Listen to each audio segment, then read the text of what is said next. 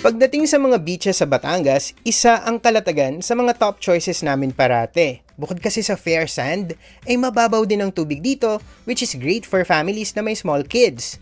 And isa sa mga madalas naming pasyalan dito ay ang Stilts Kalatagan Beach Resort.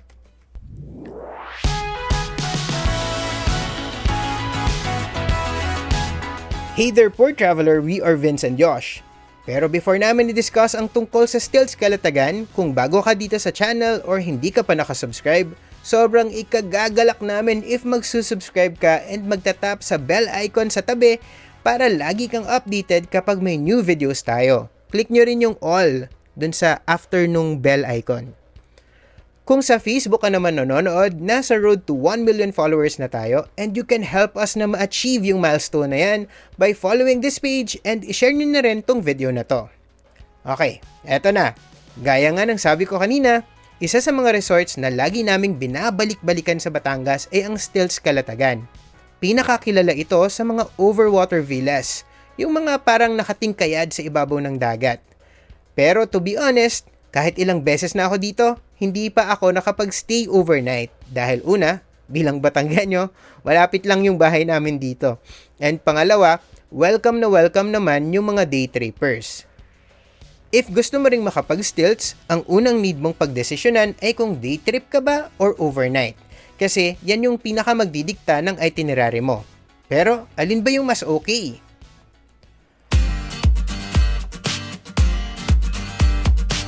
Well, depende yan sa budget mo and kung gaano karaming time meron ka. Mas makakamura ka kung day trip, pero ibig sabihin nun, you only have one day lang talaga. Ang entrance fee ay 600 to 700 pesos per person, depende sa kung lean season or peak season. Ang peak season ay March to June, December, and holidays. Off-peak naman ang January, February, and yung July to November period. Pero the entrance fee is inclusive na of welcome drinks, use of designated swimming pools, use of shower rooms, and access to the beach areas. Sa totoo lang, ang laki na ng minahal niyan. Nung pandemic times, nasa 300 pesos plus lang yung day tour fee. Pero oh well, ganun na talaga siguro ngayon, nagmahal na talaga lahat. Hindi lang yung mga resorts, parang lahat talaga nagmahal. Bukod sa entrance fee, you're also encouraged na mag-book ng hot or table kung saan ka tatambay. Marami mga pagpipilian. Pinakamura na dyan ang tinatawag nilang cozy nooks na basically ay wooden tables and benches na good for up to 10 persons. Located ito sa beach and it costs 500 to 600 pesos per table. Depende sa season. Pero kami, mas pinipili namin yung open hot. As the name suggests, simpleng kubo lang ito na good for up to 15 persons.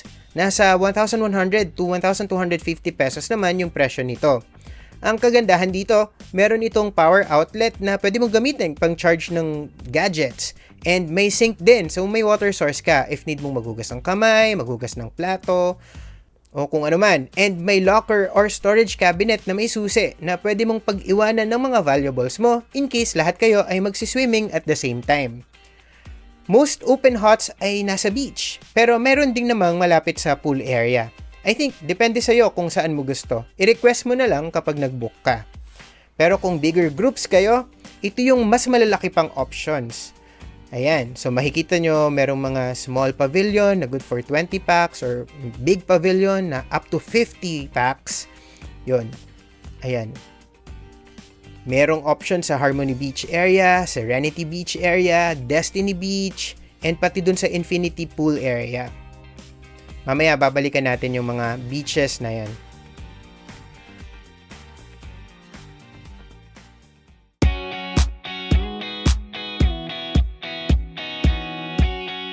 Kung mag-overnight ka naman, pwede kang magstay sa isa sa napakarami nilang room types and villas. Pero may option ka rin na mag-camping kasi may designated campsite din sila.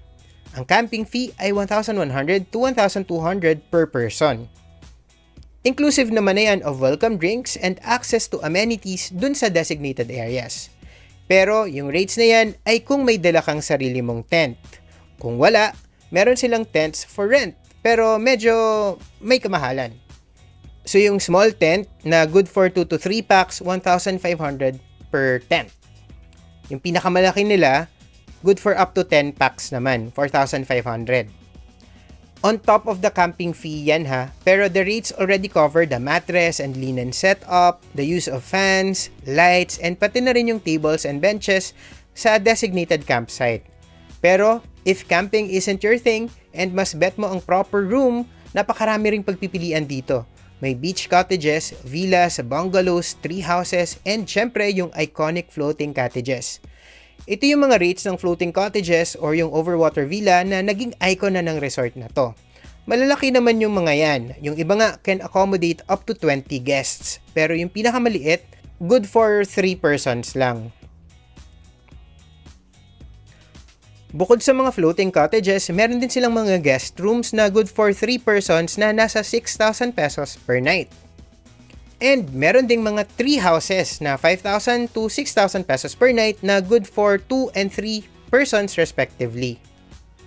All these rates ay inclusive of welcome drinks, breakfast, and use of amenities including the pool area. Marami pang ibang klaseng rooms ha. Punta na lang kayo sa website nila to check the latest rates. Ilalagay na lang namin yung link sa description ng video na to. Pero, paano ba pumunta dito sa Stilts? Ang Stilts ay located sa Barangay Santa Ana on the western coast ng Calatagan. And kung sa Manila ka manggagaling, ang una mong need gawin ay pumunta sa DLTB Buendia Terminal. Dati ay may mga bus pa Calatagan din sa terminal malapit sa MRT Taft Station. Pero hindi ko na alam if meron pa rin hanggang ngayon. Medyo matagal na rin kasi akong hindi nagagawi dun sa area na yon. Hindi ko rin alam kung merong pa Calatagan na buses sa PTEX. Pero kung alam nyo, or kung may nakakaalam sa inyo, i-comment nyo na lang below para makatulong din tayo sa iba pang mga nanonood.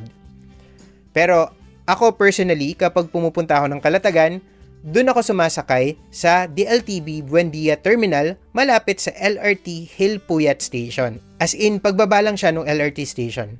Hanapin nyo lang ang bus na may sign na Calatagan. Tapos, sakyan mo lang yon yung pakalatagan na bus. And yung travel time is 3 to 4 hours. Depende sa traffic conditions. Kasi minsan traffic sa Tagaytay talaga. Ang pamasahe ay 294 pesos. Pwede ka namang bumaba kahit saan sa Calatagan town proper. Pero if may time ka, daan ka sa may Calatagan Public Market para makabili ka ng food or iba pang supplies. And from there, mag-charter ka ng tricycle papunta sa Stilts Calatagan. Alam naman yan ng mga tricycle drivers kasi sikat naman yung resort.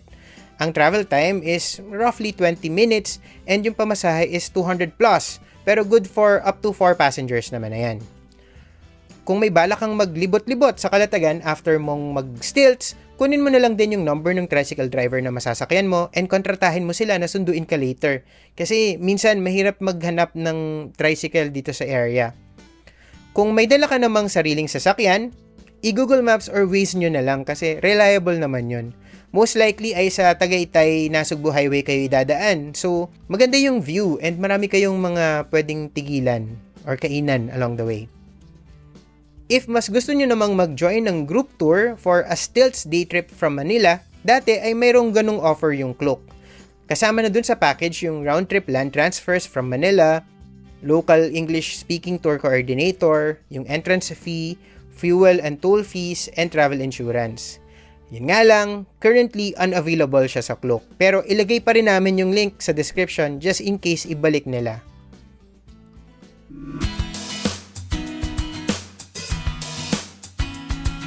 Pagdating nyo sa gate ng resort, mag-a-ask yung guard in charge ng mga details ng booking nyo. Like, ano yung name mo, ilan kayo, and kung day tour ba kayo or overnight. Tapos, bibigyan kayo ng parking assignment. May 4 kasi na parking area sa loob. Malaki talaga yung Stilts, guys. So, kapag sinabi na sa inyo kung ano yung inassign, drive lang kayo papunta dun sa assignment na yon. Tapos, proceed to the main front desk. Dito, magre-register kayo and isa-settle yung balance kung meron pa. Magbabayad ka rin dito ng environmental fee na 30 pesos na required sa lahat ng turista sa Calatagan. Hindi yan sa resort na pupunta ha, kundi sa local government. And once mo lang yan dapat bayaran. So kung may bibisitahin ka pang ibang attraction sa bayan and sisingilin ka ulit ng attraction na yon ng environmental fee, pwede mong sabihin na bayad ka na and ipakita mo lang yung stub as proof na yun nga, nabayad ka na para hindi ka ma-double charge. Basta once ka lang dapat magbayad ng environmental fee or ecological tourism fee na yan. Dito sa front desk, bibigyan ka rin ng map of the vicinity. May mga areas kasi na off-limits depende sa accommodation type. And isuot mo na rin yung waterproof na wristband. Tapos, punta kayo dun sa katabing restaurant called Sweet Spot, kung saan naghihintay sa inyo yung welcome drinks. Kung gutom ka na, pwede ka na rin mag-order ngayon pa lang. And sila na yung maghahatid ng food dun sa assigned area mo or sa hut mo or sa table, kung ano man yung binook mo. And after mong magpalamig, punta ka na sa designated spot mo. Depende kung ang binook mo ba ay table, kubo, cabana, or cottage. Kung malapit lang, pwede mo ngang lakarin na lang yun eh. Pero usually, ihahatid ka using the resort's vehicle. So, let the receptionist know na you're ready to go. And once you reach your spot, settle down and enjoy.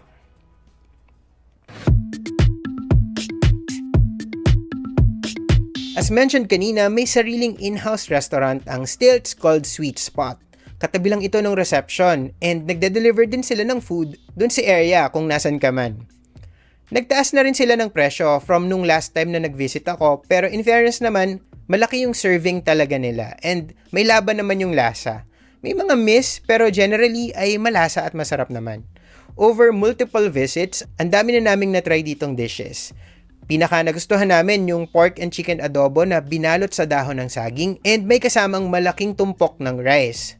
Sobrang nagustuhan din namin yung lumpiang hubad na pak talaga. Masarap. And yun nga, ang laki ng serving, kaya sulit. Yung sinigang and onion rings nila, carry lang. Tastes exactly like what we've all been used to. Na-try na rin namin yung Bicol Express and Dynamite nila na parehong matabang, so wag yun yung orderin nyo. Order kayo ng iba. Yung adobo na lang, tsaka yung lumpiang hubad, sobrang bet na bet ko yun. Ito naman yung presyo ng iba pang popular item sa menu nila. Kung mas bet mo namang magdala ng outside food, pwede naman. Yun nga lang, may corkage fee. Sa website nila, meron din silang cooking fees na tinatawag na I think ay for paluto services. Hindi ko sure kasi hindi ko pa na-avail, pero basta ito yung mga presyo.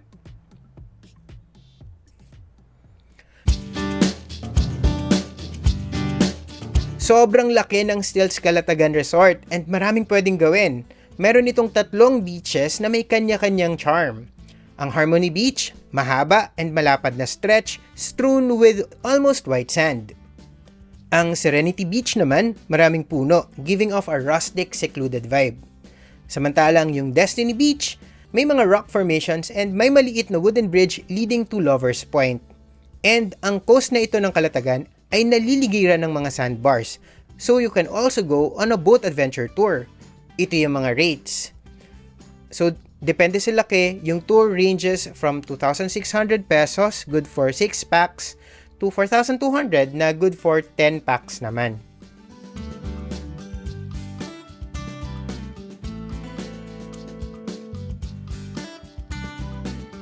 Kung mas bet mo namang matutong mag-scuba diving, may mga intro courses din sila dito.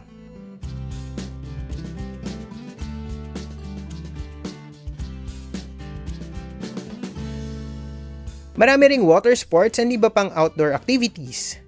So, makikita nyo dito sa screen yung mga presyo. Yan, yung single kayak, tandem kayak, banana boat, pwede rin kayo mag-bike or mag-beach volleyball. Meron kayong pwedeng i-rent. And meron din silang ATV adventure tours. 2 klase, yung basic and yung complete na nasa 1,175 to 1,675 per person. Inclusive na yan of the briefing, practice run on the training course, and guided tour along the covered ATV trails.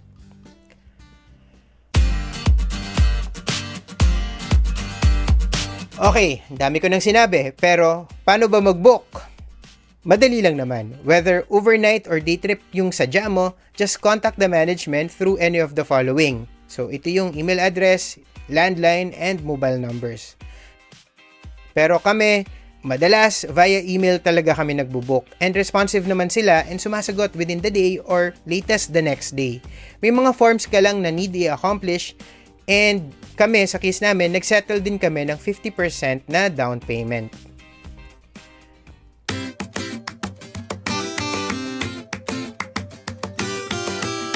Ito pa yung ibang mga tips na makakatulong para mas maging hassle-free ang trip mo. Una, wear proper swimming attire.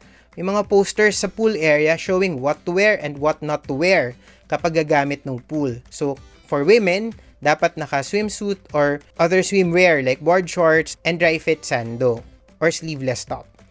For men naman, swimming trunks or board shorts. Pwede rin yung rash guards. Welcome din daw yung mga fur babies. Pero tandaan, responsible ka sa behavior ng pet mo and dapat nagki-clean up ka after your pets. Bawal ang drones dito. Yung mga nakikita nyong drone shot sa video na to, sobrang luma na nito and that time allowed pa. Pero ngayon, hindi na pwede. Mas maganda rin kung magsusuot ka ng aqua shoes or at least yung matibay na flip-flops. Kasi although mabuhangin naman yung exposed part ng beach, may mga parts kasi yung tubig na medyo mabato. So medyo mahirap maglakad ng yapak. Syempre, leave no trace. Ano man yung pinasok mo sa resort, dalhin mo na rin pa uwi. Or, at the very least, make sure na itapon sa tamang basurahan. And, take note of these emergency numbers kasi hindi mo alam kung kailan mo kakailanganin.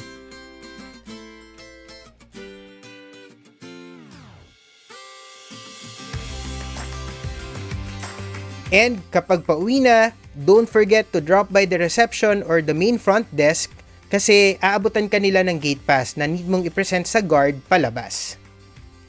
Sa next video natin, we'll show you the other parts naman of Batangas. If you don't want to miss that, huwag kalimutang mag-subscribe to this channel kung hindi mo pa nagagawa and tap mo na rin ang bell icon beside it and select all para lagi kang notified whenever meron tayong new uploads. Kung sa Facebook ka naman nanonood, please follow this page and share this video na rin. Pwede nyo ring i-comment below kung ano yung mga topics yung gusto nyong i-discuss namin sa next video. Or follow and message us on Instagram, X, and TikTok. Meron din kaming podcast kung mas bet mong makinig sa mga travel stories namin and yung mga behind the scenes. Follow the Poor Traveler Podcast on Spotify, Apple Podcasts, and Google Podcasts. That's all for now. Remember, plan smart, travel safe, and make every trip worth it.